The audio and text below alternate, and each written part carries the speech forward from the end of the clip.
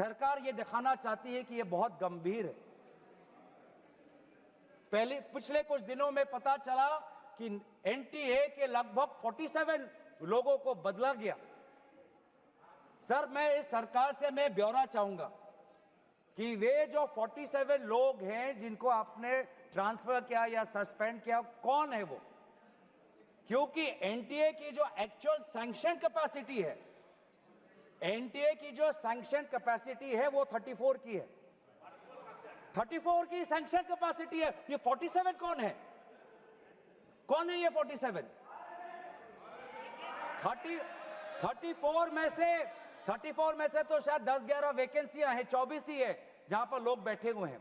तो ये जो 47 जो सैंक्शन, ये कौन है? जो आउटसोर्स करके अपने लोगों को लाया एनटीए में, वो लोग हैं क्या? उसका ब्यौरा मिलना चाहिए। हम जानना चाहते हैं, आपने एनटीए के डीजी को बदला और एनटीए के चेयरमैन को रखा, ऐसा क्यों? ऐसा क्यों? आपको एनटीए के डीजी पर विश्वास नहीं, आपने मान लिया कि शिक्षा मंत्री धर्मेंद्र प्रधान जी का इस्तीफा होना चाहिए, आपने ये भी मान लिया, तो आपको एनटीए के चेयरमैन पे इतना विश्वास क्यों? ये हम जानना चाहते हैं। सुनाई दे रहा होगा सर, एक विशेष संगठन के साथ जुड़े हुए हैं, उसका ब्यौरा देख लीजिए। एनटीए के चेयरमैन का ब्यौरा देख लीजिए। इससे पहले वह मध्य प्रदेश के पब्लिक सर्विस चेयरमैन के वो कमीशन के चेयरमैन थे, और उस समय में भी धांधली हुई,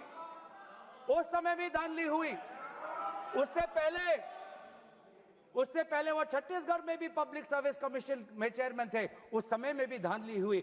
ऐसे इतने धांधली से जुड़े हुए व्यक्ति को आज भी इतने पेपर लीक होने के पश्चात भी आपकी सरकार बचा रही है। आपकी सरकार बचा रही है। जिस एनटीए के द्वारा 21 बच्चों ने आत्महत्या की, आज भी वो चेयरमैन बचा हुआ है। क्यों? क्योंकि वो एक विशेष संघ के साथ जुड़ा हुआ है।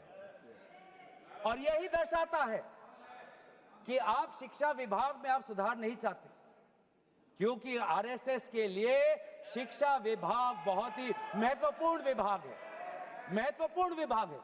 मैंने कोई असंसदीय बात नहीं की।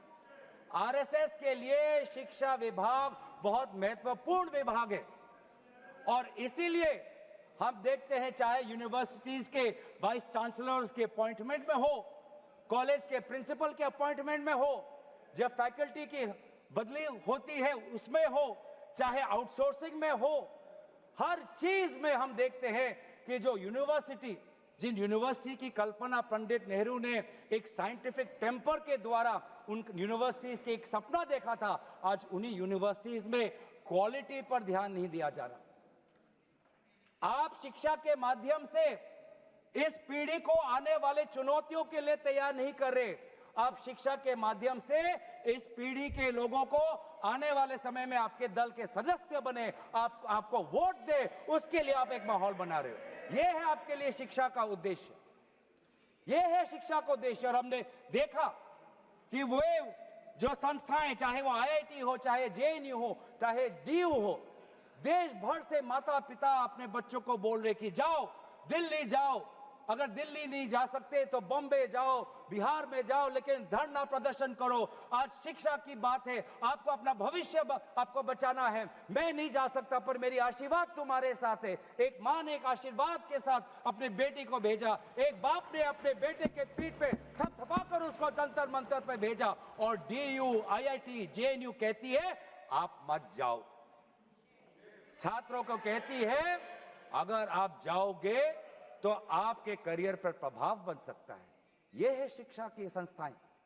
ऐसे हम आने वाले चुनौतियों के लिए हम भारत का निर्माण करेंगे, अपने युवाओं को हम उनको ताकत देंगे। इसीलिए अगर एक बात इस पूरे घटनाक्रम से निकलती है वो ये है कि आज शिक्षा में इस बिल से, जिसमें आपने पेनल्टीज बढ़ा दिए, पनिशमेंट बढ़ा दिए, इससे हमारा शिक्षा विभाग नहीं सुधरेगा।